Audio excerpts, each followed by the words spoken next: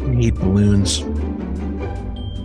If you're hearing our voices, it means it's time for It's This Meets That, the podcast where we watch the worst movies from trailer to end credits, scene by scene. So you don't have to, but maybe you should. I'm Russ. I'm Jared.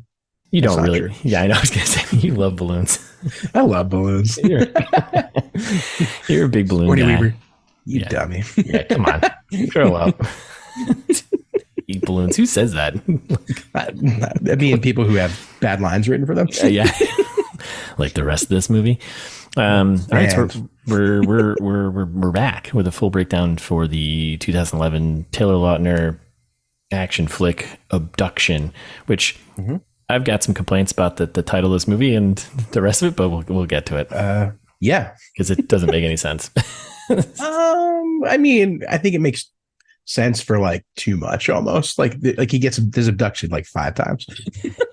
Yeah. Oh, yeah, I guess. But it's not like, yeah, he was a missing child. He wasn't abducted. Like, right? I mean, Kind of, right? So it's stupid. I guess all missing children are abducted at some point, but That's right. it's deeper. All right. You want to remind us what this movie is about? Yep, I do. Okay. You don't have to if you don't want to. No. I will, because this log line's still funny. So, a young man sets out to uncover the truth about his life after finding his baby photo on a missing persons website. Hilarious. Still funny. It's a comedy, right? Yep. And misleading from the trailer, how it happens, but Yeah, a little bit. we'll get there. Speaking of trailer, our expectations or prognostications? Ah, man, I don't know. I think we did okay, but Yeah, I stand by mine that this is a setup for what was the name of the movie that I said it was a setup for? God damn it. I can't remember it. But I think it was that. Listeners, let us know. Let us know. You remember what I said? Yeah, no one remembers what you said. Yeah, and I haven't edited that episode yet, so I don't know what you said. Yeah, perfect. It's the perfect crime. Perfect crime. Yeah, I think I went on like a Teen Wolf kind of thing here, which That's right. yeah, not kind of a little less. He doesn't quite turn into a teen wolf. He turns into a teen, but not a wolf. So he starts as a teen and I guess he remains a teen. So he's just teen. So, but looking back, whatever we came up with, still better than this movie. So, oh yeah, for sure, by like a mile. So yeah, it was just boring, even though it's packed with action. It's one of those, listeners, where it's like every scene there's like too much happening, but also nothing is happening all at the same time. Okay, so you want some quick info on this thing? Please. Okay. It's directed by John Singleton, R.I.P. 2019. He's known for Boys in the Hood, Shaft, and Too Fast, Too Furious. Nice. Screenwriter Sean Christensen. Nothing really known for. It just seems like he's done a lot of directs his own stuff. It's all kind of indie stuff. So okay. Yeah, this was, I think, his like kind of big hit, which we'll get into in the fast facts, which will be kind of mind blowing to you. But oh no, yeah.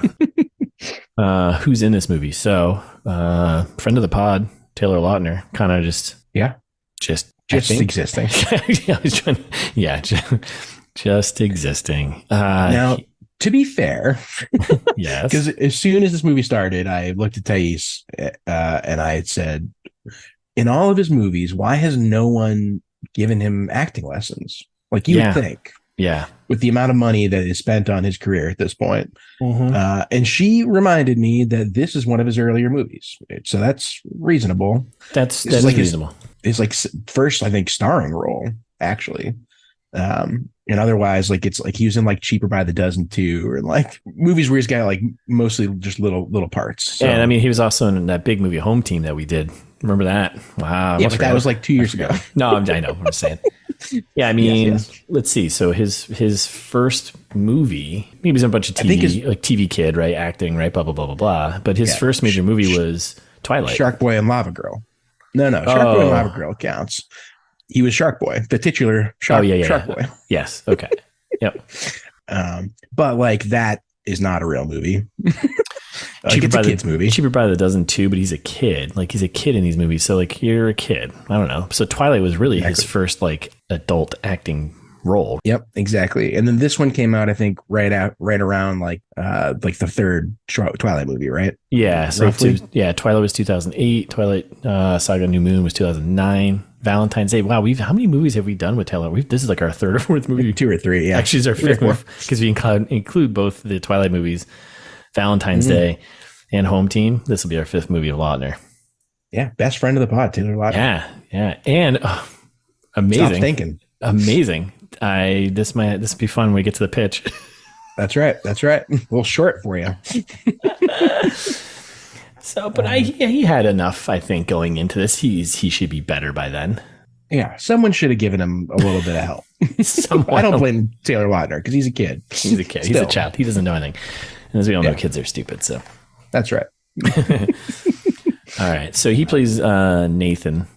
Lily Collins plays Karen. I had almost forgot who the pod.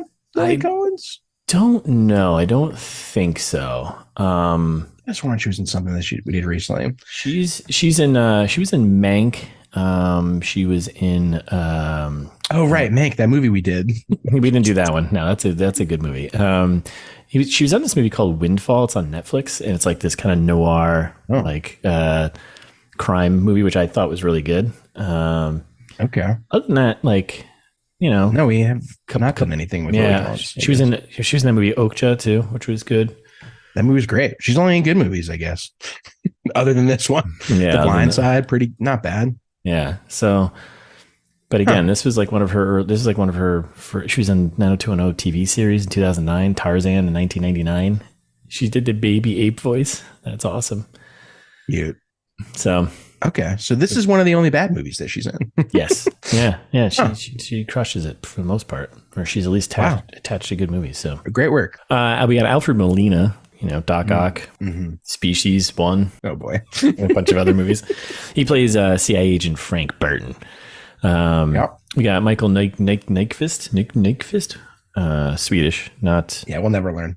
Kozlo. He plays Kozlov, right? Kozlo, yeah. Our main bad guy. We got Sigourney Weaver, plays Dr. Bennett / Jerry. We got Maria Bello, who plays Mara / Nathan's adoptive mother, right? Spoilies. I guess, yeah, a little bit. All right. Jason Isaacs, he plays Kevin, dad. Denzel Whitaker plays Gilly, his best friend there, tech guy. Yeah. Dermot Mulroney plays Martin Price, his spoilers. Okay, I was wondering father. Who that was. Yeah. And we got Derek Burnell, who plays the hot dog vendor. Nice. Not bad. Yeah, did a good job there. You want some numbers? Yeah, numbers. I don't know why I'm asking. I'm just going to tell you. Yeah, this is a segment that we do anyway. Like, what are you talking about? This isn't one that's on the chopping block. I can't wait. You ready for this? So this movie made worldwide. This movie made $86,648,359 USD. It's pretty good. That's like 27,000 fanatics. Wait till you hear the rest of this. So domestic it did 28 million, international did 58.5 million, ballpark video did another 10.5 million, all in the budget of 35 million. So this movie actually made money. Profitable. Yeah. Great. The old rule of thumb is for, you want to double your production budget, right? Because that includes everything else. So even at 70 million, this movie still made 16 million, which is why Taylor Lautner keeps getting work. So boy, Rotten Tomatoes 5% critical, 42% audience. Okay, so I mean that's a generous 5%. I think. yeah, definitely. Fast facts. Would you want? I don't know. What am I going to ask you? Do you want me to ask you again?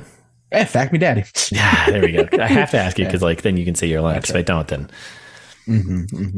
Yeah, listeners, do you like when I say "fact me, daddy"? Give me some feedback. And it makes me uncomfortable, so I don't know. Yeah, I'm assuming you like it because we all like when Russ is uncomfortable. God damn it! These are actually some pretty good facts. There's a couple duds in here, but this is pretty good fast facts. So that PNC Park in Pittsburgh where the Pirates play. That's the final big like set piece moment, right? Action scene. So there's a chase scene at PNC Park was filmed on August 22nd, 2010 during an actual game because it's the Pirates and no one gives a shit. That's fair. In case you're wondering, the Pirates beat the Mets 2-1. So John Singleton wanted to film they beat the Mets. What an accomplishment. No, back in 2010. Yeah, that was oh boy. John Singleton wanted to film a chase scene there, which was not originally in the script. So they just made this up? Yeah, I guess they just made this up. And he did like a small crew went there, shot this scene, and Taylor Lautner, which we knew this from Valentine's Day, he does his own stunts because he was doing the flips and stuff. Like I think he's actually doing those. Right. Yeah, he's in good shape. Like I think because this is after the second or third Twilight movie at this point that's when he like gained the 30 pounds of muscle to right to be able to like, take his shirt off in every movie he's in. So keep his job. Right. Yeah, keep his job. Incredible. Oh my god. Yeah, he did his own stunts in there. So I know we said this in the trailer trash. I was like, we called out like I think he's doing his own stunts in some of these scenes. Like obviously sliding down the glass thing. I don't think that was him, but I don't know. Like, I don't know. It might have been. Could be. So this was the final film that Singleton directed before his death on April 29th, 2019 at the age of 51. Yikes. So young. He was young, but also what a terrible way to go out as your last movie. I know, right? Well, you had 8 years there. You could have done something else. Oh man. Not to besmirch John Singleton. Not one bit, but oh man. 2019. Yikes. What a shame. Sean Christensen said that the story for the film, the screenwriter said the story for the film was taken from a single idea of a teenager who sees a photo of himself on a missing person's website. He completed the first draft in 2 months. It shows. No thought, but it is. Yeah, maybe you should have spent a couple more months on it. But, it's not going to matter. The next fast fact that's going to blow your mind. Taylor Lautner and Lily Collins met on the set and dated for a little while. Whoa. Yeah. Weird. Lily Collins is actually 3 years older than Taylor Lautner, too. So nice. Yeah. In the hospital when Nathan dials 911, he gives his address as 2009 Clearwater Drive. Clearwater is the name of a family in the Twilight Saga movies, which also starred Taylor Lautner. Yeah. Mind blown, right? Crazy. This film is considered to be a remake of Little Nikita from 1988, a River Phoenix flick about Russian family, FBI. Yeah. What? So wait. Yeah, I know. Can't be also like something that some guy came up with in 2 months and also a remake of a movie, right? Right. Agreed. That's why I left this one here because I was like, these are conflicting. So interesting. Considered to be a remake of Little Nikita. I feel like that someone just went in here and was like, I've seen Little Nikita. I've seen this movie. It's basically the same. Basically the same. Or Sean Christensen's full of shit and he's like, oh, I saw Little Nikita and, Oh, maybe. Let me throw in the missing kid thing. You got intel? Send us some intel. So, yeah. Let's see. What do we got next here? So here's the fun one. The screenplay for this film is featured on the 2010 Blacklist, the list of most liked unmade scripts of the year. What? Yeah. Yeah. Blacklist. You know about that? No. But how is this a most liked script? Yeah. Yeah, exactly. So then wait for it. Lionsgate Films bought the spec script in February of 2010. They won a bidding war for the screenplay, acquiring it for $1 million. Idiots. Well, it made 17 million, so I don't know if they're that stupid. No, you're right. I mean, Lionsgate just going full, because Lionsgate also did Twilight, right? Yes, I believe. Yeah, I believe so. Yeah, raking in the Taylor Lautner bucks. Yeah. Incredible. But yeah, $1 million. Can you imagine that? $1 million. Someone just paying $1 million for a script like this, which is just a remake of a movie. Nope, can't imagine it. Someday, buddy. That's how we're gonna end this all. Mm-hmm. That's right. So this is we kind of brought this up in the beginning here. The titles of this is IMDb. So the title is a bit confusing as Taylor Lautner's character as a child wasn't actually abducted. The Russian underground assassins just placed a photo of him on a bogus missing children's website as a phishing attempt to try and get someone to locate him. But in actuality, he was placed into CIA foster care. Right. So not really abducted. So I mean, he kind of abducts Lily Collins. And like they both get kind of abducted by Sigourney Weaver. There's like, I feel like there's like 8 abductions in this movie. Yeah, and so Lily Collins gets abducted by the guy in the train. Yeah. Yeah, and then at the end he kind of almost gets abducted by the CIA again. So yeah, okay. And at the end, he successfully abducts Lily Collins. It's true, he does. And yeah, the foreseeable future. Well, yeah, 2011. They continued to date afterwards. Right. And the last one's a little director cameo. John Singleton can be seen on board the train wearing a tan shirt, sitting on a booth where Karen goes to get food for her and Nathan. He's also seen again where Nathan enters the same room. So I wish I had noticed. Yeah. Huh. Me too. I also have some questions about the whole train sequences and stuff that was going on with that. Like getting on the train and the train cafeteria. I was like, Is that a thing? Is that like a thing? I've never seen that. Not like that. I mean, there's a cafe cars, but there's not like go get your own pre-cooked food thing like that. It was like going to like a mall cafe, or not like a mall cafeteria, like a school cafeteria. You're picking out like all the stuff on like. Yeah. No, you're right. So yeah, it was questionable. Yeah, I don't know. I don't know what trains are like in 2011. Amtrak, baby. Right. Best way to travel. That's right. Best way to travel. Okay. Do you want a Hollywood pitch me, motherfucker? Yep. Going right for it.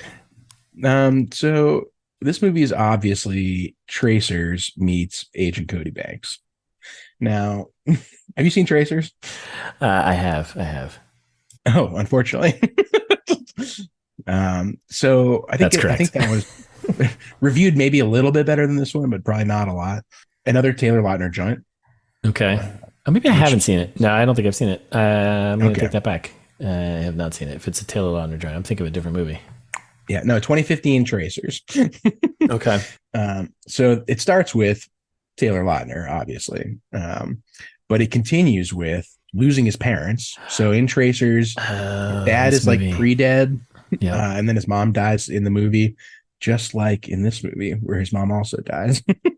Okay.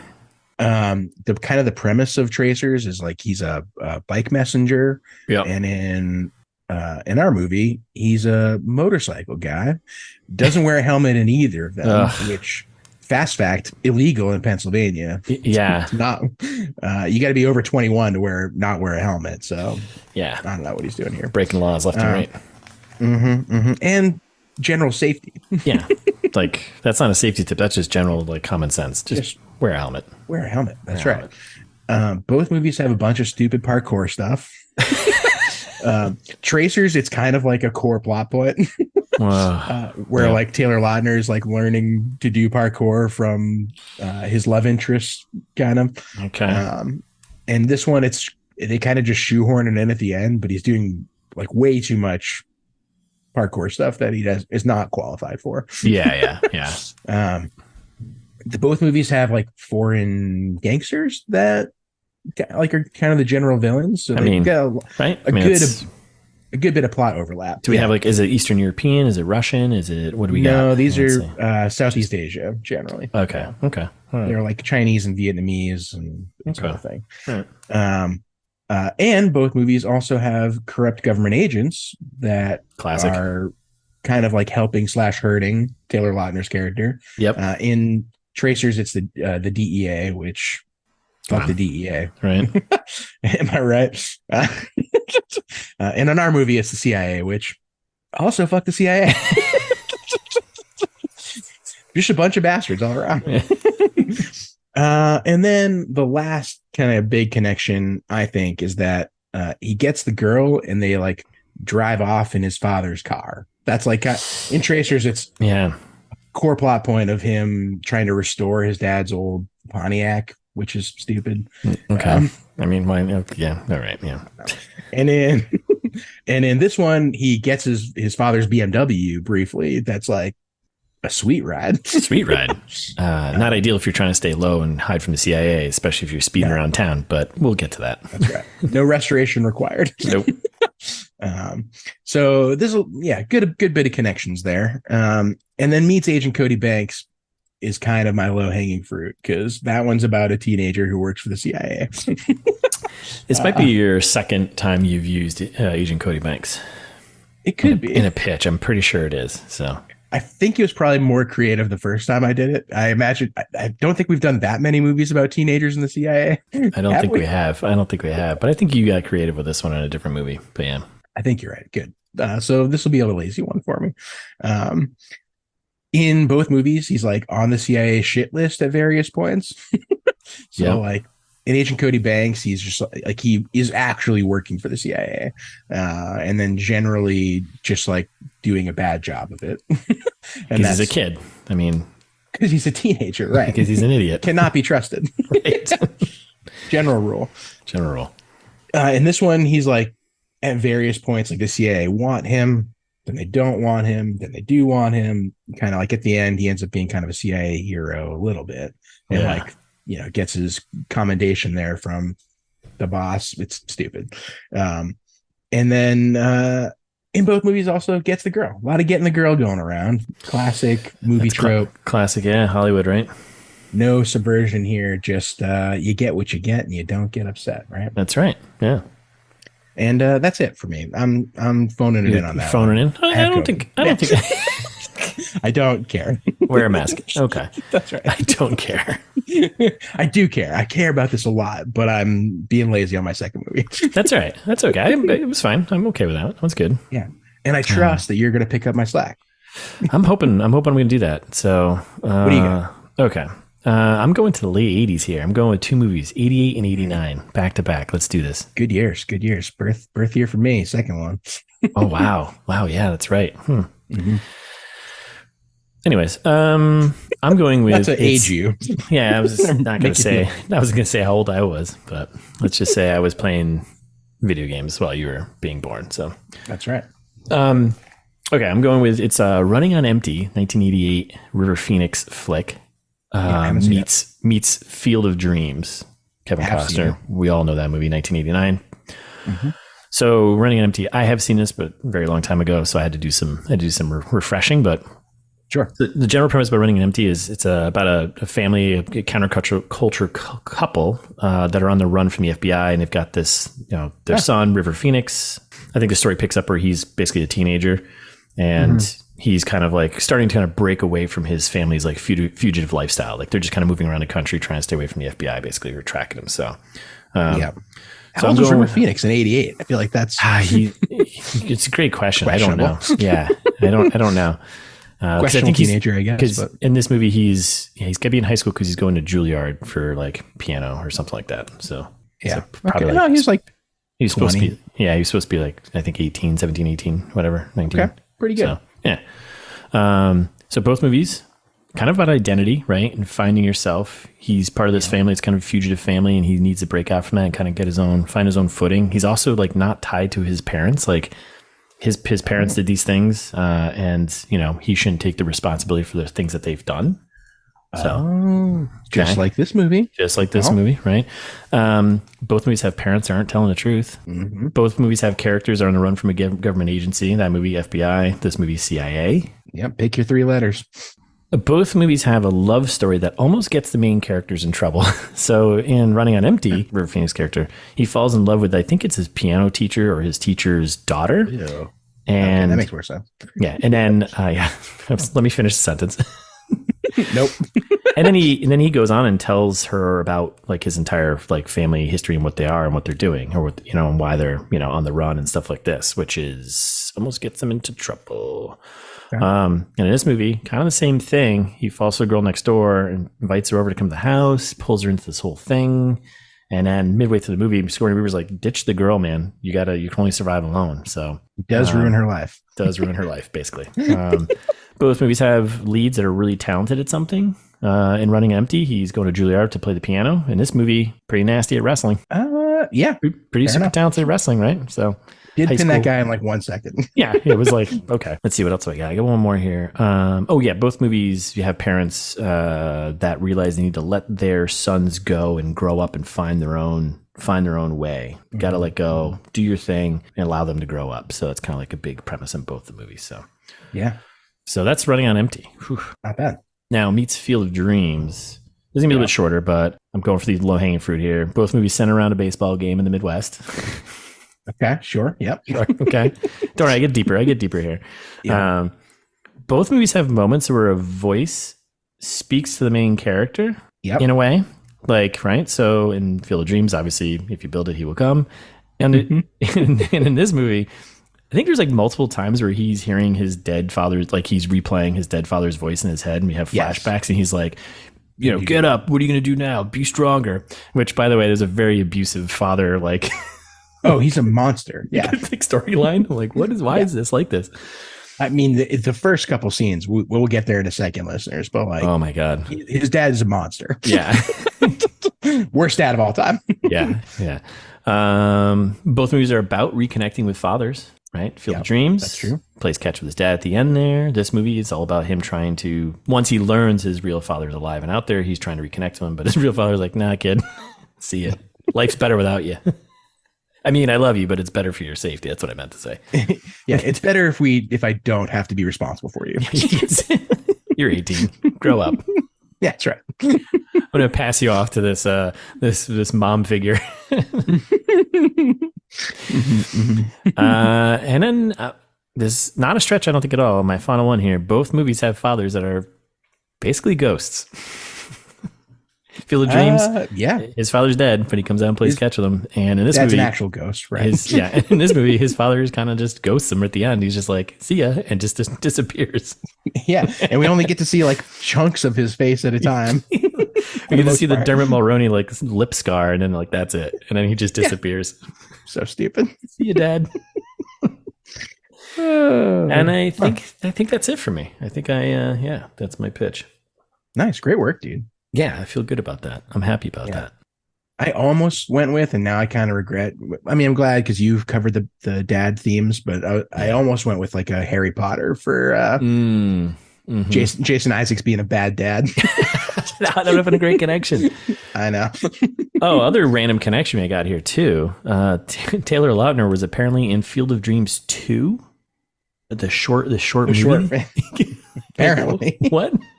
Yeah, but that no one saw probably. Oh man, the things you find when you go digging through IMDb, huh? Field of Dreams 2, the short movie, the treasure trove. Yeah. Okay. All right. Whew. Are we gonna get into this? Yeah, might as well. Let's do it. Okay. Yeah. I mean, we get the Lionsgate crazy animation logo, the epic one, right? Coming in with all the gears. Like, yeah. Okay. We know who paid for most of this. I guess we need to eat some screen time here too. Runtime.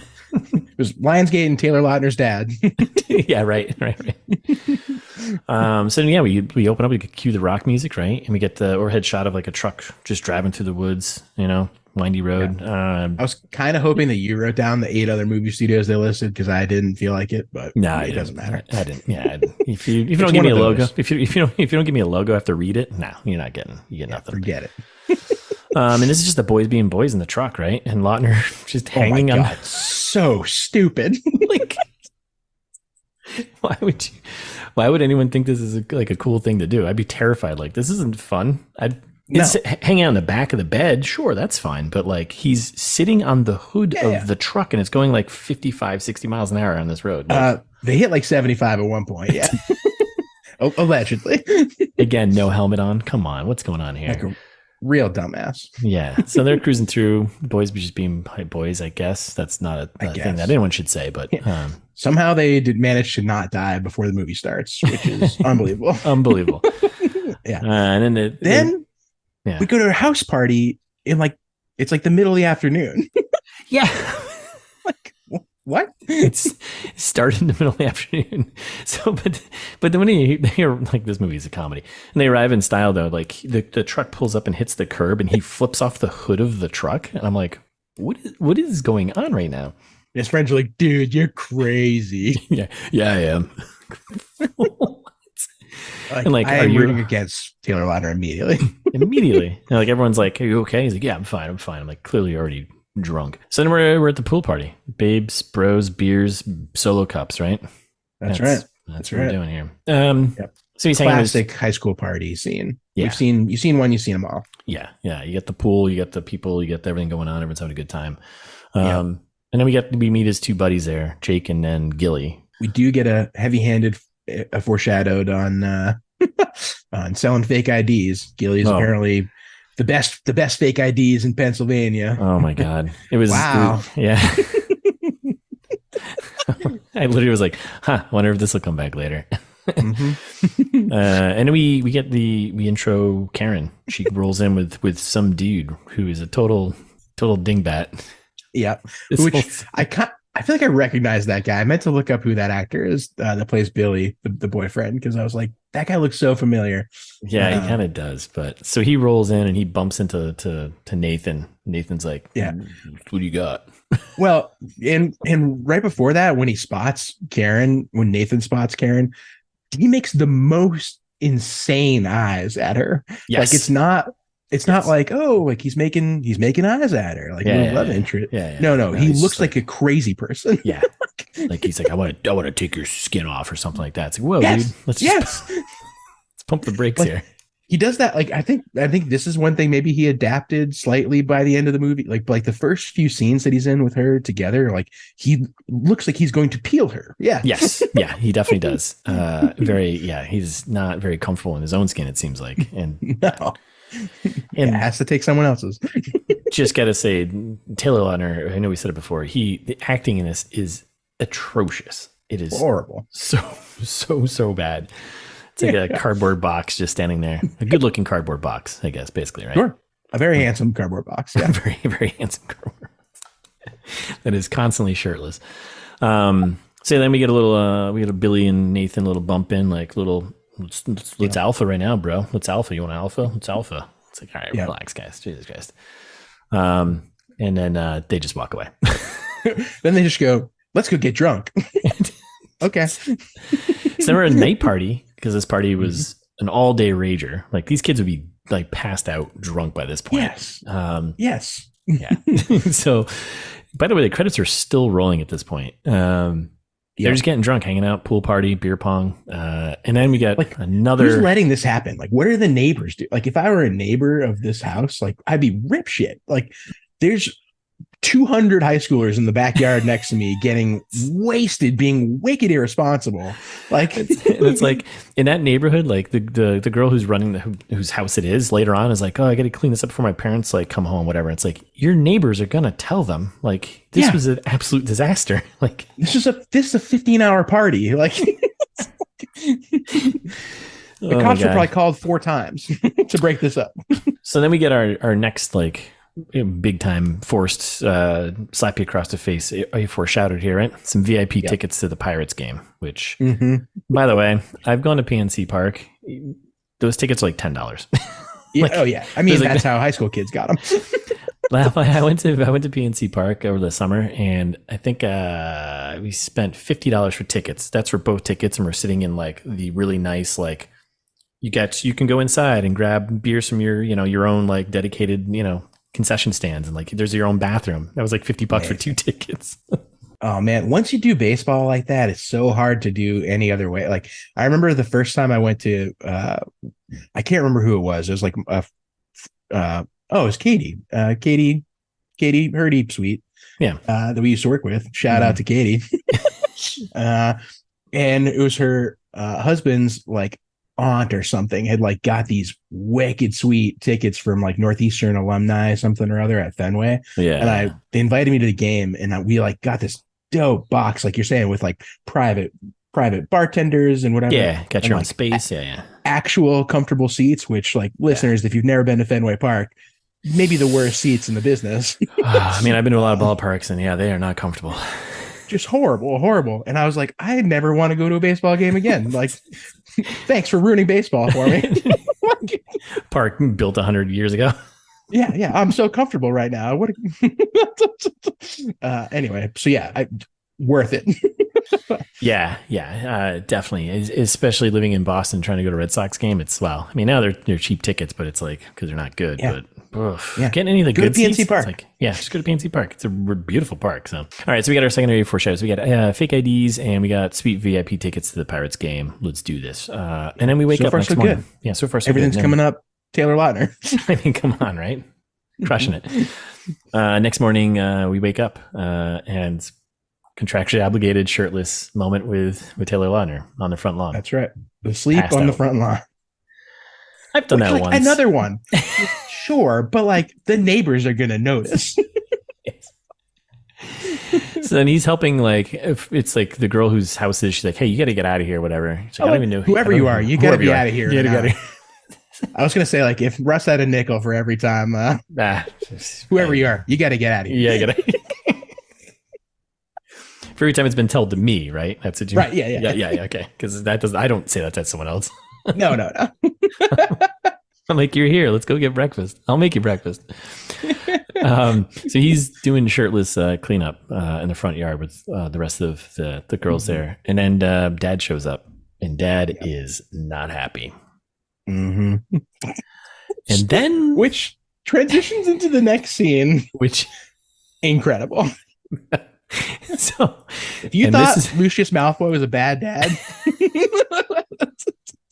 You're in for a treat. I was like, is this a movie about like parental abuse? Because yes, I guess it is. Maybe deep down, it's about parental abuse and like leaving your child. Like, I don't know. Movies that give you legendary lines like, you can drink like a man, you can fight like a man. And Jason Isaacs, and then just starts kicking the shit out of him, like with boxing gloves, like they're doing boxing training. I'm like, this isn't training. This is like you're beating the shit out of your son for like 5 minutes, way too long. And then Mom's like watching from the house, like being like, those the boys, they'll be the boys. You know, those are my boys. Like what? It's incredible. Like there's a lot of good, like already Taylor Lautner off to a bad start acting wise. Like he's like, oh, this is bullshit. And his dad's like, with bullshit's getting so drunk you can't defend yourself. Smack, like just like, punching him in the face. Like brutal. Oh my god. Yeah, you know. So yeah. So then they're going at it, and then Lautner lands a roundhouse kick to his dad's chest, which would have just like incapacitated most people. Yeah, and he says your mother hits harder than that. And then after the kick, we get the line that's like a mouthful of marbles. You want to break the rules? Careful what you let out of the box. Yeah, I'm glad that they gave that line to Jason Isaacs. And yeah, and they're like, this is so stupid.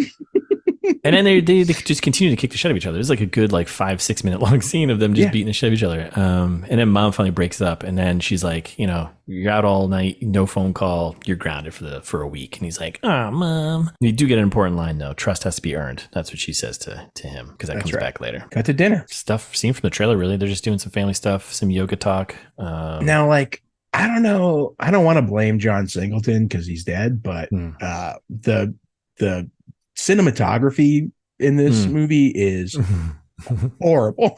Like so questionable. Like so many shots where I was like, why would you film it this way? Yeah.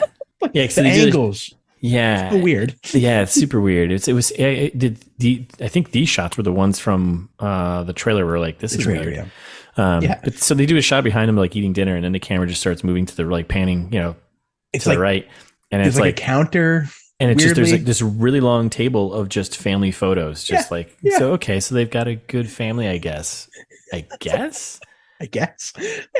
I do love Jason Isaacs is like just like playing a real dirtbag dad. Like, your mother cooked, I worked all day. What did you do? Like you're on dish duty, boy.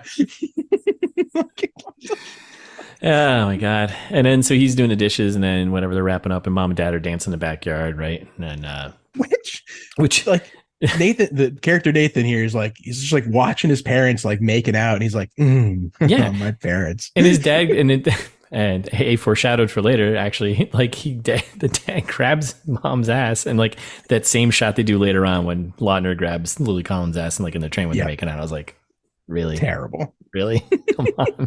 Jesus Christ. They're kids. Yeah. And then meanwhile, across the street, we got Billy there just being a total dick to Karen, right? And he leaves. What was the line she said to him? It was like, you like football so much or something.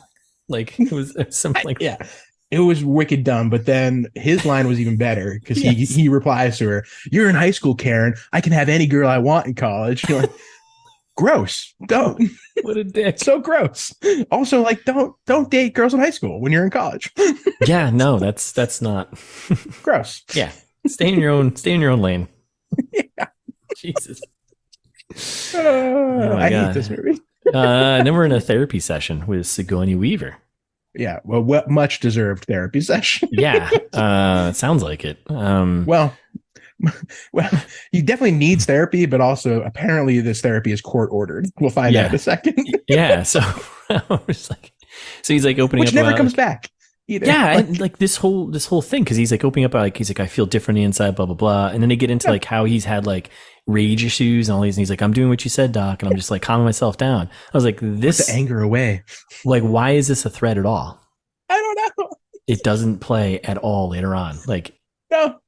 Is it just to show that he can get fired up? I don't. I was gonna say the one scene I think where it almost comes back and then they don't do anything about it is the one on the train when he which awesome. Yeah, I can't wait till we get there. But like, I was really hoping in that scene they would have like Lily Collins like look at him like almost like she's afraid or something. But they don't. Yeah, that would have been smart. Give us a drive moment, right, where he's just going to town and like, okay, I'm terrified of you because you have this problem. Yes, give us a payoff about the anger issues. They do not. They do not. But I guess this whole scene really, it gets that because like none of that matters. But the most important thing about this is the dreams he's still having. This recurring dream he's having of this woman being strangled and killed by someone, right? Yeah, and I love Sigourney Weaver, but was it the lines? She's not good at this movie at all. She's kind of phoned it in, but I think she's just. I mean, the script. Come on, we all know it comes back down to the script. Like it always comes back to that. Like, yeah, she's like, so. And speaking of your anger issues, you still having those dreams? Yeah, and he's like, yeah. Yep. There's a woman singing a lullaby, and then the attack happens, and then the woman gets killed, and it's over. And then she's like, "Okie dokie, like good session today."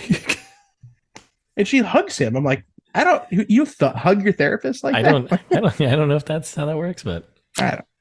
So questionable. And we get some quick intercut transition shots from there, right? Him on his motor scooter, he's cool. No helmet, not cool. No helmet. Wear a helmet, illegal. In Pennsylvania, state of Pennsylvania, most states, I think. Most states, yeah. Not New Hampshire.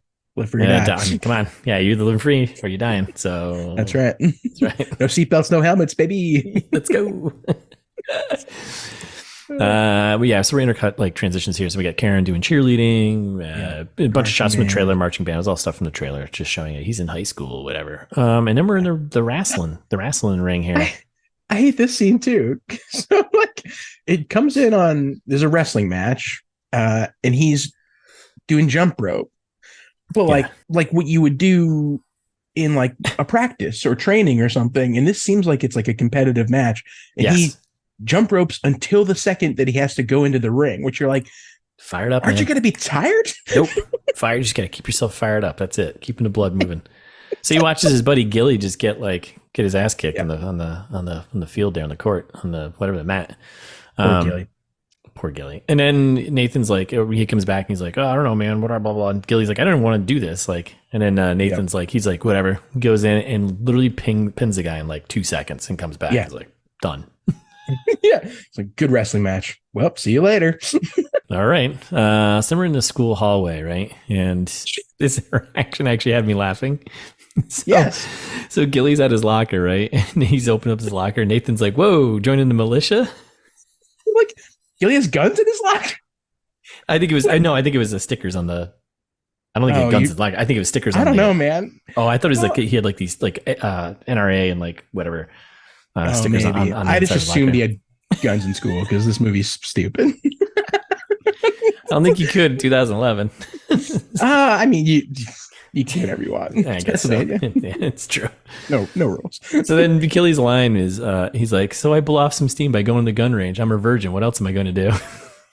Which, a lot of other things. Yeah. Like, what? Like, do you have anger? Like, why is everyone so angry? Concerned? Yeah, like, like instead, this seems like a really logical line. Instead of being like, dude, like, don't shoot up the school. Yeah, like I'm like, okay, you're okay with those That's things? stupid. Yeah, keep those at home. And then Gilly like bullies him for not talking to Karen. Yeah, pretty much. He's like, here we go again. You guys exchange looks and nothing ever happens. He's like, will they, won't they? Duh. And then Nathan goes to attempts, and it's all the shot from the trailer, him just being like, oh, hey, Karen. And she's just like, whatever. Doesn't acknowledge him. Yeah. And then we're in class here, right? Yeah, which like this class is ridiculous too. I'm not gonna lie. At first, when I was looking down, like writing down a note, and I heard this guy's voice, and I was like, and I looked at him briefly, and like I saw his body shape, and I was like, is this Steven Seagal? Like he sounds like kind of look like Steven Seagal. He sounded like, is this Steven Seagal's like younger brother or something? Like what is happening right now? Yeah, enemy of the pod, Steven Seagal. Big time enemy of the pod. And basically this whole scene is just to set up like a pairing of partners. So this is how Nathan and Karen get paired up for a school assignment. And that's it. Yeah, which they're writing a 10-page paper in sociology. I'm like, what high school has sociology? Like, what's it like? I'm so confused. I have so many questions. So after the class aside, like they get paired, right? And they smile. Then we do a quick cut to crumbling. Yeah, so we do like kind of a quick cut to Karen in her room, right? And there's this is so funny. It's like soft, gentle music playing as she tears down like a medium-sized like poster printout of her and Billy's like faces. When you say medium size, you mean like it's like a 3 foot by like it's a big poster. Yeah, I thought it was like maybe 12 by 24. That's what it looked like to me because she held it up. But I mean, that's still pretty. I mean, it's too big. It's too big. Don't have a poster of you and your boyfriend in your room. Yeah, it's always just going to lead to bad things. And she like rips it down the middle perfectly, so his face is like out of the picture, literally. And then we cut to Nathan's room. It's like we got the edgy rock music playing. He's playing video games, and like, yeah, okay, yep, all right. And then Karen just shows up, and he's like kind of quickly throwing up, cleaning up his room real fast. He's like, changing his shirt because we got to see him shirtless again. He's nervous, but he's trying to play it cool. He's like posing, trying to do his thing, right? Yeah. And I love Karen walks in and she's like, I'm not doing all the work. You're like, oh, okay. Coming in hot. Yeah. And then she's like, you still like games? Yep. And then there's like this awkward moment with mom where mom shows up and she's like, okay, door open or closed? And he's like, closed. And immediately I'm like, I feel Karen gives this look of so uncomfortable. Like terrified. He's giving her like the peeling your skin look again. Yeah. It's really fucked up. Yeah. I was like, she seems really uncomfortable with that. Like, just say, no, keep it open. And I love right before that too. He's like, do you remember the last time you were here? No. Yeah, there was bunk beds. Yeah, bunk beds. Yeah. Like, what is this? You know what this is? This is a middle-aged dude writing high school dialogue. That's what this is. Yes. Yep, yeah, you're exactly right. That's what this is. Or writing what they thought they remembered high school was like. Yeah.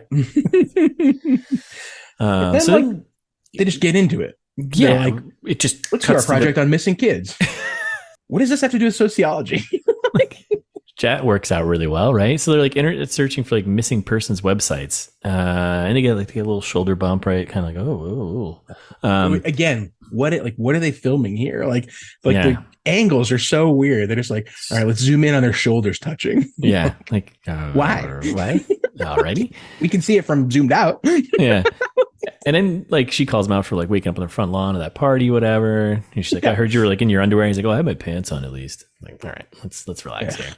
And then we get a bunch of exposition about like she knows about what she knows about him, right? Or she basically knows he can kick people in the head or something like that. I forget what it was. Well, because they talk about her boyfriend. She's like, oh, he's like your boyfriend, right. Billy. She's like ex-boyfriend. Yeah. And then he's like, like, why'd you break it up when we were talking there at the party? And she's like, I know you would have kicked him in the head. And he's like, how do you know I would have kicked him in the head? And she's like, how long have I lived across the street from you? And you're like, wait, does he have a habit of kicking people in the head? Like it's those anger issues. It's those anger issues. Yes. By the way, this entire conversation is happening while they're carrying their very, very large 26-inch MacBook Pro laptops. Yeah. So because they're both super wealthy, in case we didn't mention that yet. Like the houses all these people have are this is amazing mansions. Yes. Yeah, super nice. So then we get the scene from the trailer where she finds a website about the kids, right, and generating what they look like now. And this is where it gets a little weird, if I'm going to throw it out there. They literally start doing ITMT bits. Yeah, they start doing ITMT bits on missing children. That's not. I mean, we're laughing at them doing that, but that's not funny. Like, it's messed up. Yeah, it's really messed up. Like the first one, he's like, "Oh, it's he looks like Jason Statham meets best friend of the pod, Justin Bieber." That's right. Better friend than Taylor Lautner. Way better. And I was like, Taylor Lautner's never bought us drinks. That's right. I was like, dude, these are missing kids. Like, and then they keep going, and it's like with They're their like MacBook Pro. And they keep making fun of missing kids' photos. It's like, that one looks like Ryan Seacrest meets Lady Gaga. Like, what are you doing right now? And then we get to the last one. Matt Damon meets you. And I was like, gasp. Like, what a terrible setup just to get to that point to like, oh, say this one. Just say it looks like you. God damn it. Yeah. And then he's just like, hey, send me a link to that site. Yeah. And he's like a little shook up. Okay. And then she leaves and she's like, oh, her uncle's like checking in on her. So we know that the parents are away. They're away on vacation, which comes back a little bit later. Yeah. And then they're like, oh, let's meet up in an hour and finish this up, whatever. So then she leaves and he hits the old age progression button on the missing children's website. And voila, we got a face from an NPC character from like a PS2 game from 2001. Yeah, which like misleading from the trailer. Like they weren't together when he discovers this, which is fine. Yeah, it's fine. Right. The usual. And you're right. It did look awful. I remembered it looking better in the trailer, but you're right. It's horrible. Just like smudge face. Like what? Yeah. And then it gets worse from here. So he's looking at this photo of the kid again, like the baby photo, and the kid's wearing a shirt. Yes. He then goes somewhere in the house to a drawer and finds the shirt. What? I don't know how much like your baby clothes or stuff that you have. I have like none. I have a box like this big, a little bit bigger than like two shoe boxes next to each other with stuff from like my childhood, but that's it. I don't have. It's stupid stuff like my mom kept, but it was like, you know what I mean. It's not a random stained shirt. No, which by the way, the stain's still in there. Like, come on. Yeah, like it's like I think I might have like I think I threw it out when my parents moved out of their house, but like I did have until the last few years, probably like my old like my christening outfit, like things that are like yeah, I don't know, like baby stuff, but not like clothes when I was not 11 or like whatever it was. 3. 7 or I think 6. it's 3. Oh, that's what it was. 3. Yeah. Like, but like what? Oh, he's get like his parents have kept every shirt he's ever worn or something. It seems like yeah. They kept, but they've only got 2 photos of him as a kid. Right. Yeah, exactly. Right? They kept the shirt, but no pictures. Yeah. So he finds the shirt in the photo, right? And then he prints out all the info from the website. And then we cut down to the kitchen where we got dad being a dick again. And he's about to leave. And he's like, mom's like, well, where are you going? And dad's just like, your mom said, get over here. Jason Isaacs plays a great asshole. Yeah. And he's like, they're like questioning him. He's like, oh, I'm going to do a project for school. And they're like, what kind of project? He's like, oh, it's on websites. You wouldn't understand. You wouldn't understand. Yeah, it's 2011. Like, it's on websites. What? Say it's about missing kids. I don't know. Like, say it's anything else. This scene gets worse. I love this scene. It's the worst. He's just like, all right, we'll be back in time for dinner and behave yourself. And you're still grounded. Yeah, you're still grounded. And then after he walks out, they keep going. And the dad's like, oh, Karen, she's kind of hot now. I was like, what? What? I was like, whoa. And mom's like, when she says, she's like, it's not hot, she's cute, or she's whatever, something like she's that. She's very nice. She's very nice. Girl. He's like, oh, yeah. Sure. And I was like, God damn it. She's kind of hot now. Don't say that about the teenager across the street. But it's the worst part is like, he says that as like, oh, he's like, Karen, I remember her when she was a little girl. And then the line right after is like, she's kind of hot now. Like that's like the worst combination of lines and dialogue and words to say ever. Yes. And instead of the mom calling him out or doing anything that would make sense for a character, she's like, no, she's very nice. I feel gross repeating the line that he just said in the movie. I'm like, she's kind of hot now.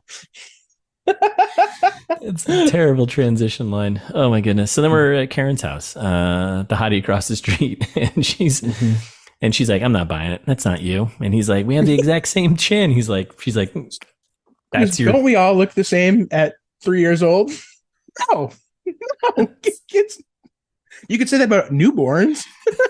Maybe 3 or 4. You start shaping a face. And she's like, not buying the shirt thing is the same. But then he's like, yeah, but look at the stain on the left shoulder. And then he shows her the stain on the still. I'm like, why is it still there? What? Sure. Maybe it's a similar shirt. And you're like, maybe it's a similar shirt of this kid that already looks like him. What? So then they get on the website. It's time to do some internet chatting here. And they reach out to the missing persons website and do a little chat. And then we cut to title card, Brighton Beach, New York, right? And we got the villain's kind of tech house. We got this guy doing some clear monitoring of this website because it's all been set up. So he's doing the chat. He's like, oh, I'm Marissa or whatever. And then he's doing all like tracing the website, tracing the IP and finding where they are. And he's like, oh, where's your address? But then he hacks like their laptop cam. Yep. And then we cut. It's a sketchy dude named Marissa. Yeah. Classic catfish. Yes, I am Marissa. You've been missing a long time. Good Serbian accent. Yeah, you've been missing a long time. So then we get a quick cut to London, England, right? London town. And we got Mr. Coslow there in the car ride, right? And the guy back in Brighton Beach was like, hey, you wanted to call whenever the website got a hit. It got a hit, so I'm calling you. Cut back to Karen's house, and Nathan's looking a little kind of shook up, and he's just like, and he slams the laptop shut, right? And then they have a little conversation about, if I were adopted, like, why am I on a missing persons website? Like, she brings up, she's like, you could be adopted, whatever. And that's when he's like, why, if I was adopted, why be on a missing persons website? So, and then she drops the line from the trailer, like, well, if this is real, then who are those people in your house? So then we come back to Nathan's house, right? Yep, it's the dinner from the trailer, the awkward dinner. Then he's kind of digging through like some family memories, books. What do they call those things? Scrapbooks, photo books, whatever. Photo books, scrapbooks. He's like looking for his birth certificate, right? And he's dad's like sneaks up behind him. He's like, "What are you doing?" And he's like, I lost my driver's license. I need a new driver's license. So this is why I have my birth certificate so I can get a new driver's license. And his dad's like, is that really what's going on? You're not getting a fake ID, you little bastard, are you? I'll slap you right now. He doesn't say that, but take the shit out of you. Again. Oh boy. You're not using that birth certificate to do anything weird with that hot girl across the street, right? Yeah. Super hot girl next door. She used to be a little girl. Now she's hot. God damn it, Jason Isaacs. God damn it, character. Not Jason Isaacs, but damn it, whatever his name is. Classic Malfoy. Yeah. So then we're at school, I think, in the cafeteria, and we got Nathan chatting fake IDs. Yeah. Chatting with Gilly here about the photo. Yeah. And then he's doing like a little, what was that game called? We had the photo hunt. He's like, whoa, wait a minute. Hold on. He's looking at the two photos.